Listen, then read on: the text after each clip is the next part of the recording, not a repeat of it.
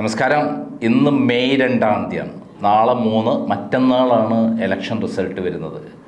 കേരളം മാത്രമല്ല 5 സംസ്ഥാനങ്ങളിലും കാത്തിരിക്കുകയാണ് ജനങ്ങൾ. മാത്രമല്ല കേന്ദ്ര ഗവൺമെൻറ്റും കാത്തിരിക്കുകയാണ്. കാരണം അവരെ സംബന്ധിച്ചിടത്തോളം ഇന്ത്യയിലെ ഏറ്റവും സുപ്രധാനമായ തെരഞ്ഞെടുപ്പാണ് നടക്കാൻ പോകുന്നത്. അവർക്ക് ആകെ ഉള്ളത് ആസാം മാത്രമാണ് എന്ന് പറയാൻ പറ്റും. ഇപ്പോൾ ബംഗാൾ അവർക്ക് പിടിച്ചെടുത്തേ പറ്റുള്ളൂ. കേരളത്തിൽ അക്കൗണ്ട് തുറക്കും വേണം BJPക്ക്. തമിഴ്നാട്ടിലാണെങ്കിൽ ഇങ്ങനെ അട്ടിമറി സൃഷ്ടിച്ചുകൊണ്ട് എന്തെങ്കിലും തരത്തിൽ മാറ്റം വരുത്താൻ വേണ്ടി അവർ എല്ലാ വിധത്തിലും ശ്രമിച്ചുകൊണ്ടിരിക്കുകയാണ്. BJPക്ക് 14 സീറ്റ് വരെ ഇവിടെ ചില ചാനലുകൾ പറഞ്ഞിട്ടുണ്ട്. ചാണക്യ പോലുള്ള ചാനലുകൾ പറയുന്നത് 10-ൽ മേലെ സീറ്റുകൾ കിട്ടുമെന്നൊക്കെയാണ്. പക്ഷേ എൻ്റെ അഭിപ്രായത്തിൽ അങ്ങനെ ഒരു കാര്യം ഉണ്ടാവുന്നതായിട്ട് എനിക്ക് തോന്നിയില്ല. മാക്സിമം പോയാൽ 3 സീറ്റ് വരെ കേരളത്തിൽ കിട്ടാൻ സാധ്യതയുണ്ട് എന്ന് വിലയിരുത്തുന്ന ഒരാളാണ് ഞാൻ. തിരുവനന്തപുരത്ത് നേമം മുതൽ പാറശാല മുതൽ കാസർഗോഡ് മഞ്ചേശ്വരം വരെ യാത്ര ചെയ്തിട്ടുള്ള ഒരാളാണ് ഞാൻ. ഓരോ മണ്ഡലത്തിലും ചെന്ന് നേരിട്ട് വോട്ടർമാരെ കണ്ട് അതേപോലെ അവിടെയുള്ള പബ്ലിക് ഒപ്പീനിയൻ എടുത്ത് കൃത്യമായിട്ട് എനിക്ക് പഠിക്കാൻ വേണ്ടിയിട്ടാണ് യാത്ര ചെയ്തിട്ടുള്ളത്. ആ അനുഭവത്തിൽ നിന്നാണ് ഞാൻ UDF അധികാരത്തിൽ വരുന്നു എന്ന് ഞാൻ മനസ്സിലാക്കി പറഞ്ഞിട്ടുള്ളത്. എല്ലാ മേഖലകളിലും നമ്മൾ ചിന്തിക്കാൻ പറ്റാത്തത്ര ഭരണവിരുദ്ധ വികാരം കേരളത്തിൽ ആഞ്ഞടിക്കുന്നുണ്ട്. അത് CPM-ൻ്റെ ഉള്ളിലായാലും BJPക്കുള്ളിലായാലും അണികൾ വളരെ ശക്തമായ രൂപത്തിൽ UDF-ന് അനുകൂലമായി വോട്ട് ചെയ്യുന്നു എന്നുള്ളതാണ് എനിക്ക് മനസ്സിലാക്കാൻ കഴിഞ്ഞത്. എൻ്റെ കണക്കൂട്ടൽ തെറ്റില്ല എന്നുള്ളതാണ് ഞാൻ ഇതുവരെ കേരളത്തെക്കുറിച്ച് പഠിച്ച കാര്യത്തിൽ നിന്ന്. ഇത് ഏതെങ്കിലും എക്സിറ്റ് പോൾ ഫലങ്ങളെ കുറിച്ചോ അല്ലെങ്കിൽ വേറെ ഏതെങ്കിലും സർവേകളുടെ അടിസ്ഥാനത്തിൽ നേരിട്ട് ജനങ്ങളുടെ അനുഭവത്തിൽ നിന്നുള്ള കാര്യമാണ് പറയുന്നത്. ഞാൻ ഇന്നലെ പ്രമുഖ നേതാക്കന്മാരുമായിട്ട് സംസാരിച്ചു. അവരുടെ വിലയിരുത്തൽ, ഓരോ പാർട്ടി വിലയിരുത്തൽ പറഞ്ഞു. തിരുവനന്തപുരത്ത് CPM-ന് ജില്ലാ സെക്രട്ടറി ശ്രീ ജോയ് ആയിട്ടും അതേപോലെ അവിടുത്തെ കോൺഗ്രസ് ജില്ലാ പ്രസിഡന്റ് ശക്തൻ നാടാരുമായിട്ടും ഞാൻ സംസാരിച്ച് കൃത്യമായിട്ട് അവർ പറയുന്നത് പുറത്തുവിട്ടിട്ടുണ്ട്. അതായത് തിരുവനന്തപുരത്ത് രണ്ടുപേരും ഏകദേശം തുല്യ നിലയിൽ പറയുന്ന, രണ്ടുപേരും മാന്യന്മാരായ ആൾക്കാരാണ്. വെറുതെ ഇല്ലാത്ത അവകാശവാദങ്ങൾ വിളിച്ചു പറയുന്ന ആൾക്കാരല്ല. ഏറ്റവും പ്രധാനപ്പെട്ട ജോയ് പറഞ്ഞിട്ടുള്ള എന്താ, 7 സീറ്റ് മുതൽ 8 സീറ്റ് വരെ കിട്ടാം. അത് തന്നെയാണ് തിരിച്ചിട്ട് ശക്തൻ നാടാരും പറഞ്ഞ 7 മുതൽ 8 സീറ്റ്. അതായത് തിരുവനന്തപുരത്ത് 14 സീറ്റാണ് ഉള്ളത്. അതൊരു ശരിയായൊരു കണക്കാണ്. അവകാശവാദങ്ങൾ സത്യസന്ധമായിട്ട് പറഞ്ഞിട്ട്. എന്നാൽ നാട്ടകം സുരേഷ്, അതായത് കോട്ടയത്ത് ഏറ്റുമാനൂർ മത്സരിച്ച് കോട്ടയം ജില്ലാ പ്രസിഡന്റ് നാട്ടകം സുരേഷ് കോട്ടയത്തെ പറ്റി പറഞ്ഞത് വളരെ ഗൗരവമുള്ള കാര്യമാണ്. അദ്ദേഹം പറഞ്ഞത് 9-ൽ 9 സീറ്റും കിട്ടുമെന്നാണ്. കഴിഞ്ഞ തദ്ദേശ സ്വയംഭരണ തെരഞ്ഞെടുപ്പിൽ 2 സീറ്റുകൾ മാത്രമാണ് പിന്നോട്ട് പോയത്, വൈക്കവും അതേപോലെ കാഞ്ഞിരപ്പള്ളിയും. എന്നാൽ ഇത്തവണ വൈക്കവും കാഞ്ഞിരപ്പള്ളിയും വിജയിക്കുമെന്നാണ് അദ്ദേഹം പറയുന്നത്. അതിൻ്റേതായ കൃത്യമായ കാരണങ്ങൾ അദ്ദേഹത്തിന് നിരത്താണ്ട്. അദ്ദേഹം പറയുന്ന കാരണങ്ങളിൽ ഏറ്റവും പ്രധാന കോട്ടയത്ത് ഏറ്റവും എഫക്റ്റ് ചെയ്തിട്ടുള്ളത് ശബരിമല വിവാദം തന്നെയാണെന്നാണ് അദ്ദേഹം പറഞ്ഞിട്ടുള്ളത്. ശബരിമല വിവാദം, ഭരണവിരുദ്ധ വികാരം, പിണറായി വിരുദ്ധ വികാരം, മുസ്ലിം ക്രിസ്ത്യൻ ഒരു ഏകീകരണം, ഇതെല്ലാം ഏറ്റവും ബാധിച്ചുള്ള ജില്ല കോട്ടയമാണ്. അതുകൊണ്ട് തന്നെ ഇത്തവണ കോട്ടയത്ത് പല പ്രത്യേകതകളും കാണാൻ പറ്റും. ജോസ് കെ മാണി തോൽക്കുന്നു എന്നല്ല, കേരള കോൺഗ്രസ് ഇല്ലാതാകുന്നു എന്നുള്ളതാണ്. ഇടുക്കിയിലും പത്തനംതിട്ടയിലും കേരള കോൺഗ്രസ് സ്ഥാനാർത്ഥികൾ പരാജയപ്പെടുമെന്നുള്ള കൃത്യമായിട്ടുള്ള വിവരങ്ങളാണ് പുറത്തു വരുന്നത്. അങ്ങനെയെങ്കിൽ കോട്ടയത്ത് കൂടി പരാജയപ്പെട്ടാൽ, കാഞ്ഞിരപ്പള്ളി മാത്രമാണ് ആകെ പ്രതീക്ഷയുള്ളത്, കോട്ടയത്ത് കൂടി പരാജയപ്പെടുകയാണെങ്കിൽ തീർച്ചയായിട്ടും അത് വല്ലാത്ത പരാജയമായി. നമുക്ക് 2 പേരെ മാത്രമാണ് അതിൽ അട്ടിമറി വിജയം സാധ്യതയുള്ള ആൾ. ഒന്ന് PC ജോർജ്. PC ജോർജ് നമുക്കറിയാം, മുമ്പ് പൂഞ്ഞാറിൽ വലിയ വിജയം നേടിയിട്ടുള്ള ഒരാളാണ്. ഒറ്റയ്ക്ക് നിന്ന് പോരാടിയിട്ടുള്ള ആളാണ്. അന്നത്തെ കാലാവസ്ഥ മാറിയുന്ന അദ്ദേഹം BJPയുടെ കൂടെയാണ്. അതേപോലെ അദ്ദേഹത്തിൻ്റെ മകൻ ഷോൺ ജോർജ് പാലയിൽ അട്ടിമറി വിജയം ഉണ്ടാക്കുമെന്നുള്ള ഒരു പ്രതീക്ഷയാണ് ഉള്ളത്. പക്ഷേ എൻ്റെ കണക്കൂട്ടലിൽ അതിൻ്റെ അവിടെയുള്ള യാത്രക്കിടയിൽ അന്ന് ഷോൺ ജോർജിനെ കാണാൻ പറ്റില്ല. അദ്ദേഹത്തെ വിളിച്ചപ്പോൾ ഫോൺ എടുത്തിരുന്നില്ല. അതേസമയത്ത് കോട്ടയത്തെ പാലയിലെ സ്ഥാനാർത്ഥി മാണി സൈ കാപ്പനെ കാണാൻ കഴിഞ്ഞിട്ടുണ്ടായിരുന്നു. അദ്ദേഹത്തെക്കുറിച്ച് ഞങ്ങൾ പബ്ലിക് ഒപ്പീനിയൻ എടുത്തിരുന്നു. അപ്പോൾ അദ്ദേഹത്തിനാണ് മുൻതൂക്കം എന്ന് കൃത്യമായി ഞങ്ങൾ മനസ്സിലാക്കിയിരുന്നു. അതോടൊപ്പം 2-ാം സ്ഥാനത്ത് ഷോൺ ജോർജ്, 3-ാം സ്ഥാനത്തെ ജോസ് കെ മാണി ഉള്ളൂ എന്നാണ് ഞങ്ങൾ മനസ്സിലാക്കിയിട്ടുള്ളത്. അപ്പോൾ കോട്ടയത്ത് ഇത്തവണ ഈ 9-ൽ 9 സീറ്റും UDF നേടുന്നു എന്ന് പറയുന്നതിൽ വലിയ അതിശയോക്തിയൊന്നുമില്ല.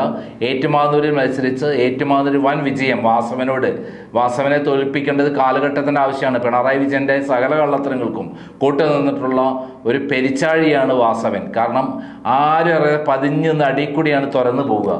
ഞാൻ പറയാം, ശബരിമല വിവാദത്തിലെ ഏറ്റവും വലിയ നായകൻ, കൊള്ളക്കാരൻ, നായകനല്ല, വില്ലൻ, കൊള്ളക്കാരൻ നമുക്കറിയാം.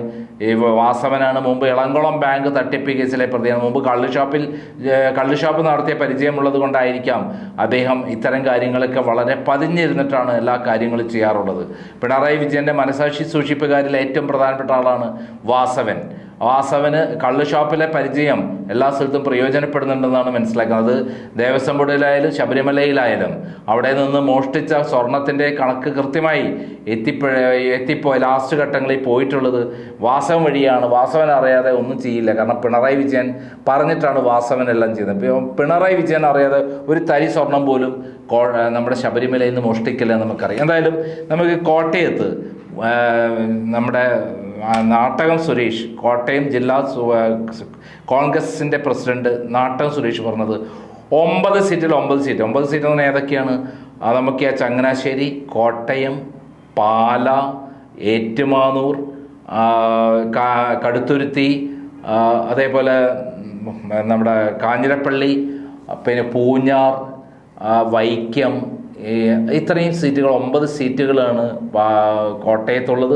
ആ 9 സീറ്റും അവർ നേടിയെടുക്കുമെന്നുള്ളതാണ്. കോട്ടയത്തെ ഏറ്റവും വലിയ പ്രത്യേകത എന്ന് പറയുന്നത് പുതുപ്പള്ളിയാണ്. പുതുപ്പള്ളിയിൽ നമ്മുടെ ചാണ്ടി ഉമ്മനാണ് മത്സരിക്കുന്നത്. ചാണ്ടി ഉമ്മനോട് ചോദിച്ചപ്പോഴും എന്നോട് 9 സീറ്റിൽ UDF വിജയിക്കുമെന്ന് അദ്ദേഹം തീർത്ത് പറഞ്ഞിട്ടുണ്ട്. നമുക്കറിയാം കോട്ടയത്ത് തിരുവഞ്ചൂർ രാധാകൃഷ്ണനാണ് നിൽക്കുന്നത്. തിരുവഞ്ചൂർ രാധാകൃഷ്ണൻ എവിടെ നിന്നാലും വൻ വിജയം നേടുന്ന ആളാണ്. അതിന് പ്രത്യേകിച്ച് എല്ലാ ജാതി മതങ്ങൾക്കപ്പുറം, രാഷ്ട്രീയത്തിനപ്പുറം എല്ലാവരും അദ്ദേഹത്തിന് വോട്ട് ചെയ്യും. അദ്ദേഹം ഇവിടെ അടൂരിൽ നിന്നപ്പോൾ അദ്ദേഹം വലിയ ഭൂരിപക്ഷത്തിന് ജയിക്കുന്നൊരു ആളാണ്. അതോടൊപ്പം തന്നെ നമുക്ക് ഏറ്റവും പ്രധാനപ്പെട്ട പുതുപ്പള്ളിയിൽ ഏറ്റവും കൂടുതൽ വലിയ ഭൂരിപക്ഷം ഉണ്ടാകുമോ എന്നുള്ളതാണ് കരുതേണ്ടത്.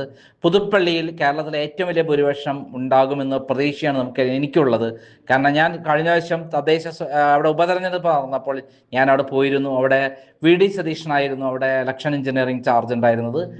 അദ്ദേഹമാണ് എല്ലാം മേൽനോട്ടം വഹിച്ചിരുന്നത്. 50,000 വോട്ടിൻ്റെ ഭൂരിപക്ഷമാണ് ഇത്തവണ ഞാൻ പ്രതീക്ഷിക്കുന്നത് പുതുപ്പള്ളിയിൽ. അത് ചരിത്രപരമായ ഒരു വിജയമായിരിക്കും എന്നുള്ളതാണ് ഞാൻ കണക്കൂട്ടുന്നത്. അതേപോലെ ജോസ് കെ മാണിയുടെ പരാജയവും കേരള കോൺഗ്രസിൻ്റെ തകർച്ചയുമായിരിക്കാം ഈ ഇലക്ഷനിൽ ഏറ്റവും കോട്ടയത്ത് കേൾക്കുക എന്നുള്ളതാണ് ഈ ഇലക്ഷൻ്റെ ഏറ്റവും പ്രത്യേകം. കേരള കോൺഗ്രസ് മാണി ഗ്രൂപ്പ് അപ്രത്യക്ഷമാകും എന്നുള്ളതാണ് എൻ്റെ ഒരു വിലയിരുത്തൽ. എന്തായാലും നമുക്ക് കാത്തിരിക്കാം. നമുക്ക് നാട്ടകം സുരേഷിൻ്റെ ഞാനുമായി സംസാരിച്ച ഫോൺ സംഭാഷണം പൂർണ്ണമായി കേൾക്കാം. നാട്ടകം സുരേഷ് പറയാം. നമസ്കാരം. നമസ്കാരം. ക്രൈം നന്ദകുമാറാണ്. നമസ്കാരം. ഇന്നുണ്ട് പറ. എന്താണ് കോട്ടയം ജില്ലയിലെ സ്ഥിതി UDFന്റെ? കോട്ടയം ജില്ലയിൽ 9 സീറ്റ് കിട്ടുന്ന സാഹചര്യമുണ്ട്. അപ്പൊ ഏറ്റുമാനൂർ പിടിക്കും എന്നാണ് പറയുന്നത്. ഉറപ്പായിട്ടും. എത്ര വോട്ടിന്റെ ഭൂരിപക്ഷം ഏറ്റുമാനൂർ കിട്ടും? ഭൂരിപക്ഷം നമുക്കിപ്പം പറയാൻ പറ്റുന്നില്ല. നല്ല ഭൂരിപക്ഷത്തിലേക്ക് പോകും. പിന്നെ കാഞ്ഞിരപ്പള്ളിയും വൈക്കവുമായിരുന്നല്ലോ തദ്ദേശ സ്വയംഭരണ തെരഞ്ഞെടുപ്പിൽ അതും ജയിക്കാനുള്ള സാധ്യതയുണ്ട്.